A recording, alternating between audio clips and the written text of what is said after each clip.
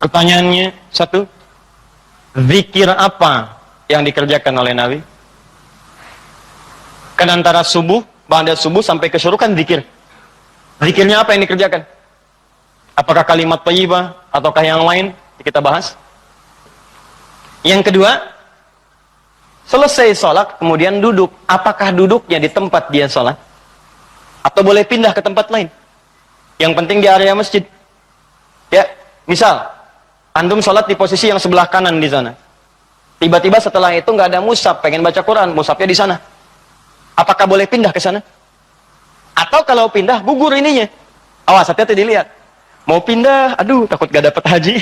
Mau pindah, aduh takut umroh. Di situ aja gitu kan. Pas tiba-tiba ada cleaning service, Pak, maaf Pak, sebentar geser dulu. Maaf ya, haji dan umroh.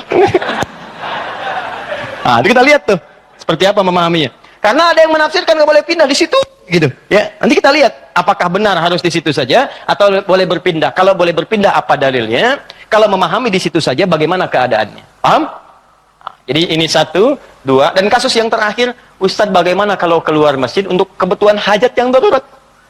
Pengen ke toilet kan? Ya, memang nggak di rumah, di masjid ada toilet. Begitu mau keluar, ke toilet keluar, ingat haji dan umrah, haji dan umrah. Dia tahan-tahan, gitu kan? Ya, syuruknya dapat, sakitnya juga dapat, gitu kan? Nah, itu seperti itu bagaimana kemudian solusi hukumnya. Nah, kita bahas pelan-pelan. Di dalam Al-Quran disebutkan beberapa aktivitas yang mampu mendekatkan dan mengingatkan kita dengan Allah, dan langsung disebut dengan zikir. Dan ini pun dipraktekkan oleh Nabi sallallahu alaihi wasallam. Contoh. Yang pertama ditemukan di Quran surah keempat ayat 103, paling kanan pertengahan.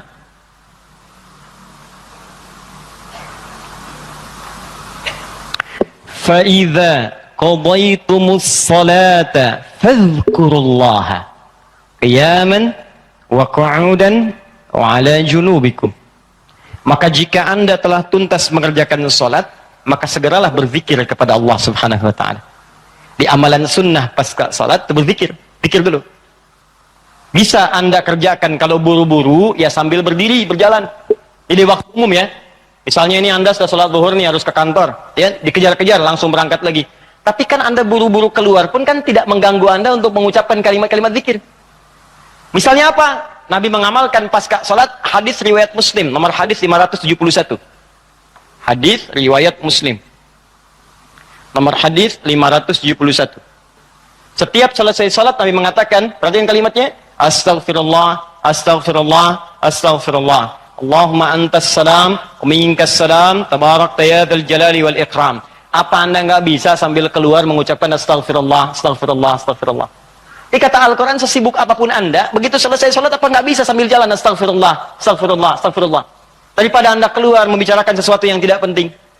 Bahkan nggak berkata apa-apa, jalan aja. Mendingan pakai zikir kan? Astagfirullah, astagfirullah, astagfirullah. Allahumma antas salam, minkas salam, tabarakta ya dzal jalali wal ikram. Hadis Muslim, nomor hadis 573. La ilaha illallah wahdahu la syarika lahul mulku wa lahul hamdu wa huwa ala kulli syai'in qadir. Ya, kalau Anda misalnya nggak terlampau sibuk, silahkan sambil duduk. Konteks tadi setelah selesai menunaikan salat subuh, antum pengen berzikir dulu, maka jenis zikir yang pertama adalah mengucapkan kalimat-kalimat thayyibah. Kalimat thayyibah.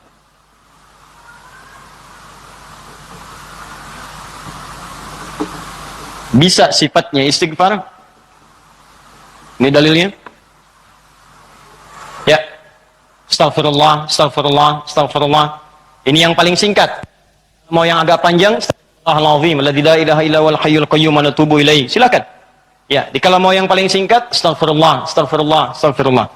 Sambungkan Allahumma antas salam, minkas salam, tabarakta ya dzal jalali wal ikram. Tambah lagi dengan kalimat-kalimat tauhid. La ilaha illallah wahdahu la syarika mulku wa lahul hamdu wa huwa ala kulli syai'in qadir. Kalau mau ditambahkan yang lebih lengkap ada la ilaha illallah wahdahu la syarikalah lahul mulku wa lahul hamdu yuhyi wa yumiitu wa huwa ala kulli syai'in qadir. Singkatnya kalimat tauhid. Ini masuk dalam kategori kalimat thayyibah. Ini dalilnya yang ini. Hadis Muslim wal hadis 573.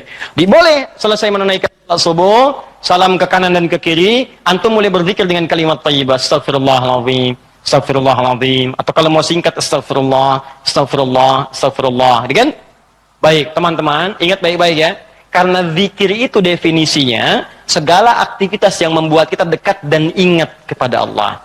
Jadi ketika mengucapkan kalimat ini bukan sekedar diucapkan di lisan. Kalau cuma diucapkan jangankan antum, anak-anak antum yang 5 tahun, 4 tahun belum balik pun bisa. Apa bedanya bacaan antum dengan bacaan mereka? Sambil ingat Allah. Sambil diingat. Astagfirullah. Apa artinya astagfirullah? Ya Allah, ampuni saya. Saya minta ampun. Ada dosa yang dilakukan, dosanya disebut dengan zambun. Sifat Allah yang mengampuni disebut ghafir. Ghafir. Muncul surat ke-40, namanya surat ghafir. Baca ayat yang ketiga, kata ghafir disandingkan dengan zambun. Ghafiriz zambi wa qabilit taubi. Allah punya sifat ghafir. Ghafir pemilik ghafar, ampunan. Allah mengampuni orang berbuat dosa. Kalau Anda pengen minta ampun, ucapkan astagfirullah. Istighfar itu permohonannya. Istighfar permohonan ampun. Ucapannya astagfirullah.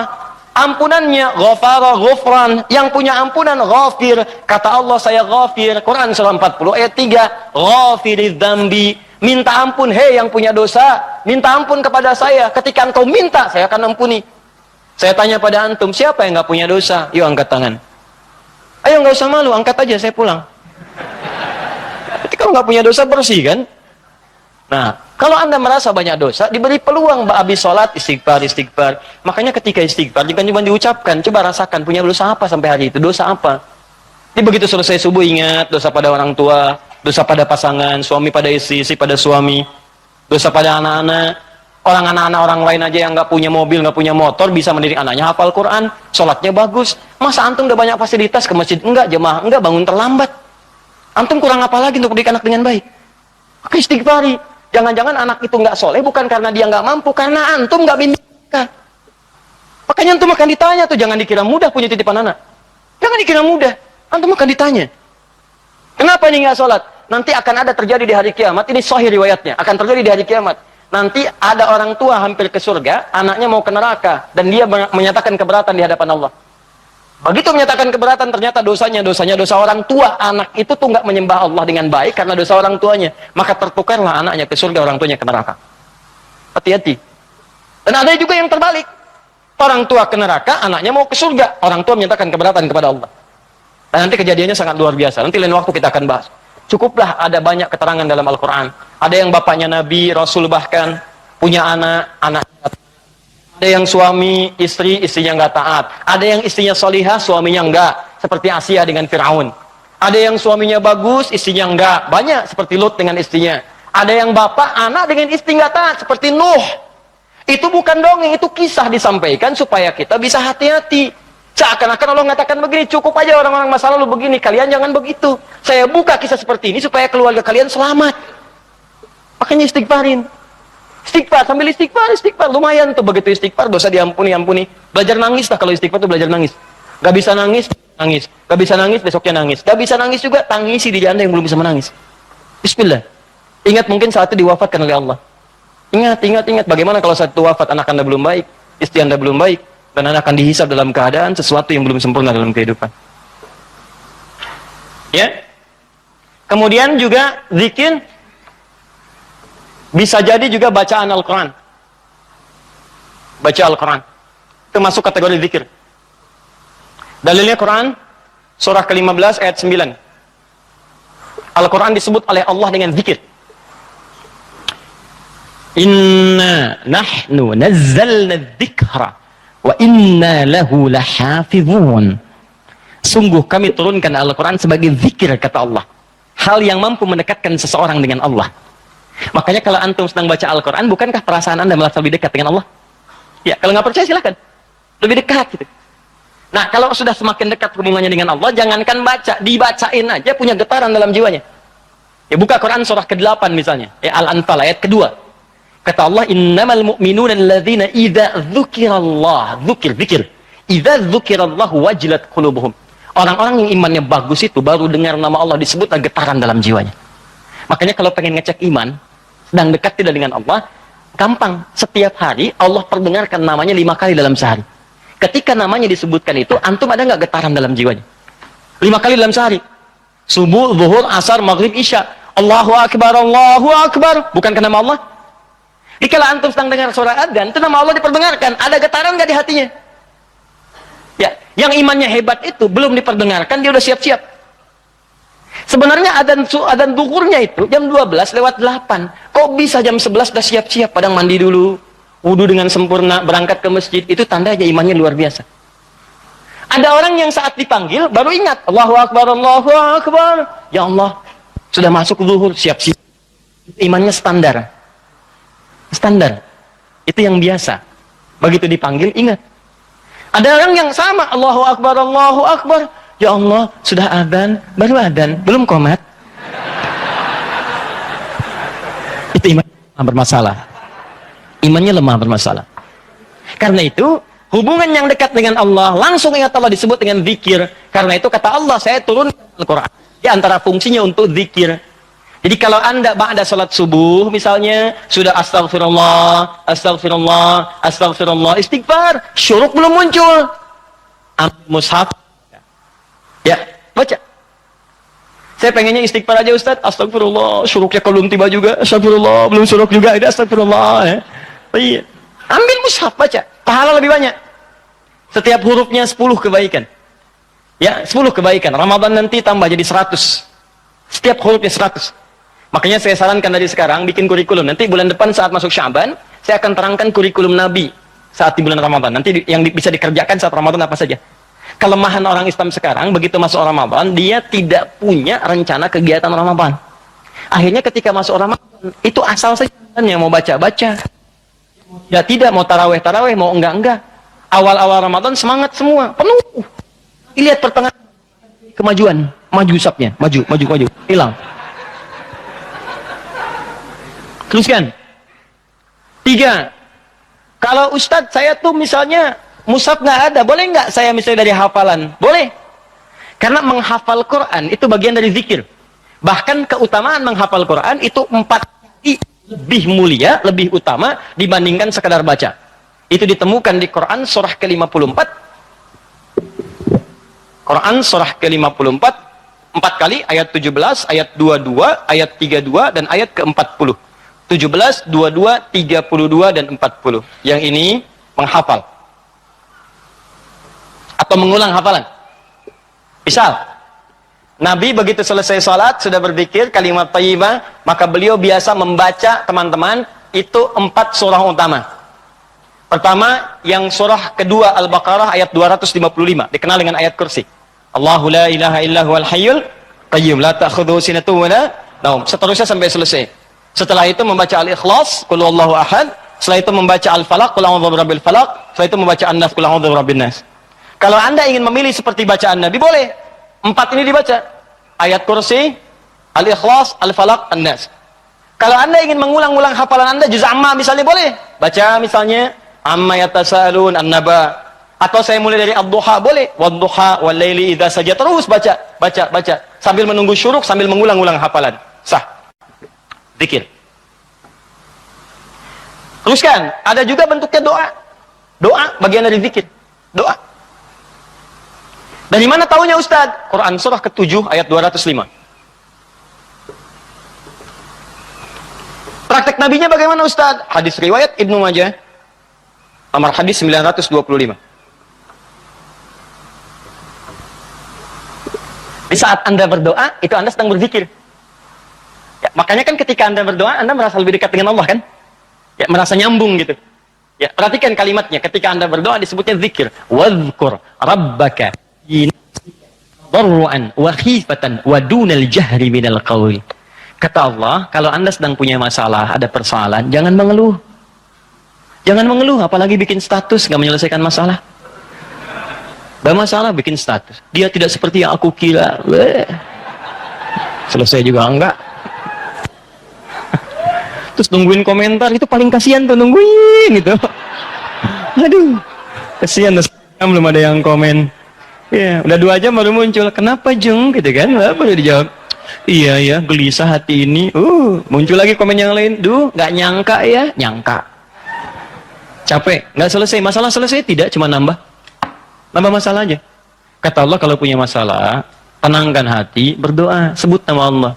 Itu lebih memberikan ketenangan. Zikir itu selain mendekatkan kita pada Allah, zikir itu membuat hati lebih tenang. Tenang. Makanya ketika Allah menyebutkan fungsi zikir di Quran surat 13 ayat ke-28, Allah sampaikan begini, ala bidzikrillahi tatma'innul qulub. Kamu mesti yakin, kata Allah, dengan berzikir kepada Allah hati kamu akan tenang. Makanya kalau sedang punya persoalan, bawa ke zikir. Ambil wudhu, baca Quran. Begitu antum baca Quran, walaupun solusi belum tiba, hati lebih tenang. Dan lebih objektif, kalau orang tenang itu dapetin solusinya gampang gitu, tenang. Solusi mudah dicari. Tapi kalau antum gelisah walaupun ada solusi, nggak akan sempurna nanti masalah diselesaikan. Paham ya? Di doa itu bagian dari zikir. Di antara doa yang dibacakan oleh Nabi, itu setiap selesai sholat, itu ada kalimat singkat tapi padat. Allahumma inni atau inna. Kalau inni untuk sendiri, kalau inna untuk banyak. Allahumma inni as'aluka ilman nafi'a wa rizqan thayyiba wa amalan mutaqabbala. Ya Allah, hamba mohon kepadamu, anugerahkan hamba pengetahuan yang bermanfaat. Pengetahuan yang bermanfaat itu pengetahuan yang bisa meningkatkan wawasan dan menguatkan iman. Itu rumusnya di Quran surah 58 ayat ke-11. Jadi kalau teman-teman ngaji dengan siapapun, ustadz manapun, di tempat manapun, ukurannya dua. Wawasannya bertambah enggak? Awas hati-hati, kalau ngaji tapi wawasan nggak bertambah, itu ada sesuatu yang salah di pengajiannya. Ngaji cuman ketawa aja gitu kan? Ya, tapi nggak jelas dapatnya apa. Yang paling aneh ngaji, yang dicari-cari jin, ya kan? Atau apa, itu paling aneh itu. Apa yang didapatkan?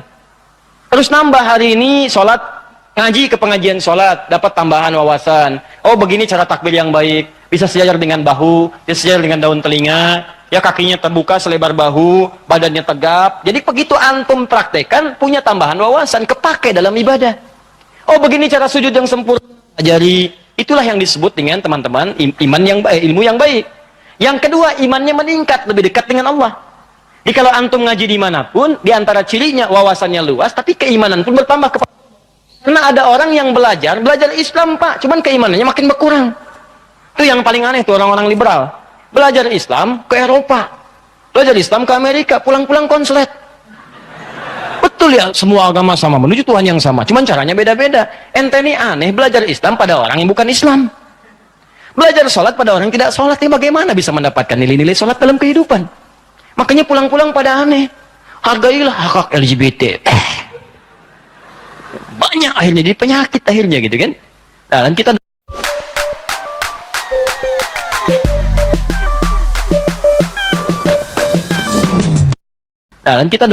kita doakan dengan baik, arahkan pada yang baik. Jadi kalau ada yang kurang-kurang tuh kita doakan. Ya buang dulu celaan-celaan. Yang kalau mau dicela itu perbuatannya, bukan orangnya. Celak perbuatannya, kemudian doakan kepada yang lebih baik. Karena boleh jadi dia bisa berubah dalam kebaikan. Paham sampai sini? Jadi demikian teman-teman sekalian. Ya, doa isi. Kemudian di situ awas hati-hati ya, dua ya cirinya ya. Satu, imannya menguat, kedua wawasan bertambah. Termasuk pengajian saya ini ya, kalau saya mengajar dimanapun, tidak membuat Anda lebih dekat dengan Allah, tolong tinggalkan saya. Anda cari guru lain. Cari guru lain, cari yang baik-baik. Yang membuat Anda lebih dekat dengan Allah. Atau Anda lebih dekat dengan Allah, cuman sayang, wawasan nggak bertambah, itu pun bahaya. Ibadah nggak cukup dengan semangat. Ya Allah, saya banyak dosa, saya pengen berubah ya Allah. Saya semakin kuat imannya, besok saya sholat subuh 4 rakaat. Nggak bisa. Ya. Jadi iman kuat tapi wawasan nggak ada gitu. Begitu sholat subuh 4 rakaat, itu kan bahaya. Ya, paham ya? Jadi dua ini mesti balance ya, antara iman dengan ilmu itu mesti seimbang. Tayyib. Fokus baik-baik. Satu, kita ulangi apa saya tadi, satu kalimat thayyibat. Yang kedua, bacaan Al-Quran, kan? Yang ketiga, baca hafalan ayat-ayat Al-Quran. Yang keempat, doa. Yang kelima, menyebutkan nama-nama Allah atau Al-Asma'ul Husna. Boleh, itu zikir. Ustadz, apa dalilnya? Dalilnya Quran surah kedua ayat 152 ditafsirkan dengan Quran surah ke-17 ayat 110. Quran surah kedua ayat 152 paling kanan sebelah bawah ditafsir dengan Quran surah 17 ayat 110 paling kanan di pertengahan. Ini bagian terakhir. Quran surah kedua ayat 152 Allah minta fadhkuruni, kata Allah, zikir, sebut aku, sebut aku, sebut aku. Sebut nama Allah. Orang-orang yang sering menyebut Allah maka akan disebut-sebut namanya oleh Allah. Indah ya. Antum aja nama disebut-sebut di TV, senangnya luar biasa kan? Wah, Pak Asep adalah jamaah subuh yang sangat luar biasa. Datang ke Masjid Nurul Bahri, jam 3 sudah di masjid, masuk tayangan Anda. Tapi memang disayangkan, jam 3 sudah adzan Pak Asep, ya kan? Tapi kan antum enak, ya disebutkan di TV tersanjung, ya disebutkan di komplek tersanjung. Kenapa antum tidak merasa tersanjung ketika nama antum disebut-sebut oleh Allah Subhanahu wa taala? Kata Allah, "Fadhkuruni adzkurkum." Sebut namaku. Ketika engkau menyebutku, aku akan sebut-sebut namamu. Maka ada hamba-hamba Allah yang disebut oleh Allah, si fulan, si fulan, si fulan, si fulan. Ya, di antara yang disebut itu ada 2. Siapa? Orang-orang yang sering menyebut nama Allah, khususnya terkait dengan nama-namanya yang mulia. Dari mana taunya? Tafsirkan dengan Quran surat 17 ayat 110. Perhatikan kalimatnya. Kata Allah, "Qulidullaha." Panggil aku Allah. Sebut. Minta. Ada masalah, ada doa, ada masalah, ada solusi, pengen nyebut Allah, sedang punya persoalan, sebut. Kata Allah, panggil namaku Allah. Awilur Rahman atau Ar-Rahman. Ini paling singkat kalau Anda sedang ada masalah, pengen solusi, atau pengen menyebut nama Allah, sebut ya Allah, ya Allah, ya Rahman. Tapi Allah tawarkan begini, ayyamma tad'u falahul asma'ul husna. Ketika engkau ingin memanggilku, menyebutku, aku punya nama-nama terbaik yang sangat sesuai dengan kebutuhan kalian. Ya, teman-teman bisa sebutkan, misal Anda di pagi itu berharap rezeki pengen ditambah oleh Allah, sebut ya Allah ya Razzaq, ya Allah ya Razzaq, ya Allah ya Razzaq, ya Allah ya Razzaq. Allahumma zid fir rizqi, Allahumma rzuqni rizqan thayyiban halala. Ya Allah ya Razzaq, ya Allah pemilik rezeki, zidni fir rizqi, ya Allah tambahkan rezeki saya. Allahumma rzuqni rizqan halalan thayyiban, berikan rezeki kepada saya yang halal dan yang terbaik yang mampu saya dapatkan. Anda sedang punya persoalan, sebut namanya, ya Allah ya Al-Fattah, ya Al-Fattah, ya Al-Fattah, iftah li kullil khair. Ya Allah ya Al-Fattah yang pemilik segala solusi, bukakan kepadaku solusi terbaik dari setiap persoalan yang aku alami sampai dengan saat ini. Anda ada yang ganggu di pekerjaan, ada yang sedang usil iseng, sebut ya Allah ya Jabbar, ya Jabbar, ya Jabbar, ya Malik. Ya Malik, ya Rabb, ya Malik, Allahumma ya Jabbar. Ya Allah yang Maha Pelindung, Raja dari segala raja, lindungi aku dari tangan-tangan orang-orang yang jahil. Anda sedang banyak ujian, sebut ya Allah ya Sabar, ya Sabar, ya Sabar, ya Sabar, zidni sabra. Ya Allah yang Maha memiliki segala sifat kesabaran, tolong tambahkan kesabaran pada diriku untuk bisa mampu mengatasi ujian yang tengah engkau ujikan. Anda yang sedang mau ujian, ya Allah, Allahumma ya Alim, ya Alim, ya Alim, ya Alim, alimni ya Allah ma jahiltu, wanfa'ni bima ta'allamtu, wa najihni fi imtihani ya Allah bima radit. Ya Allah yang Alim, yang Maha pemilik ilmu, tambahkan ilmu kepadaku, ajarkan apa yang belum aku ketahui, berikan manfaat pada apa yang telah aku pelajari, dan luluskan aku dalam ujian yang akan aku alami. Minta. Kata Allah, udkurni, fadhkuruni, adzkurkum. Sebut saya, aku sebut kamu. Engkau panggil namaku dengan nama terbaikku, aku berikan kemuliaan sesuai dengan apa yang kau butuhkan. Cukup Pak, 5 ini kerjakan habis subuh, selesai. Astagfirullah, astagfirullah, astagfirullah. Allahumma antas salam. Habis itu baca Quran. Baca Quran diulang. Ya, ayat kursi, Al-Ikhlas, Al-Falaq, An-Nas. Habis itu kemudian antum berdoa, habis doa sebut nama Allah. Begitu lihat jam 8. Pip bunyi, waktu syuruk muncul, gitu kan? Kan sekarang ada zaman digital kan? Zaman digital. Ya, ngitungnya gampang kok. Biasanya itu kalau dari subuh teman-teman dari waktunya itu 1 jam, 1 jam setengah itu udah masuk syuruk. 1 jam lah. 1 jam. Jadi kalau sekarang kurang lebih jam 5 misalnya, yaitu 1 jam kemudian, atau 1 jam lewat 10-15 menit sudah masuk ke syuruk. Ya, jadi begitu sudah masuk syuruk, ya antum tunaikan salat 2 rakaat. Ada yang nunggu dulu 5 menit supaya lebih aman misalnya, silakan. Gak ada masalah, tunggu 5 menit selesai, tunaikan salat 2 rakaat. Begitu salat sujud lamain. Ya Allah dekatkan aku kepadamu. Ya Allah jadikan aku terhubung dengan ridhamu. Ya Allah berikan aku kemuliaan-kemuliaan. Sekalipun belum haji, berikan pahala haji dan umrah kepadaku. Masya Allah. Ya begitu antum selesai, salam dapat senilai haji dan umrah. Luar biasa. Begitu dapat keluar masjid meninggal dunia misalnya. Luar biasa. Pahala surga lah seperti itu.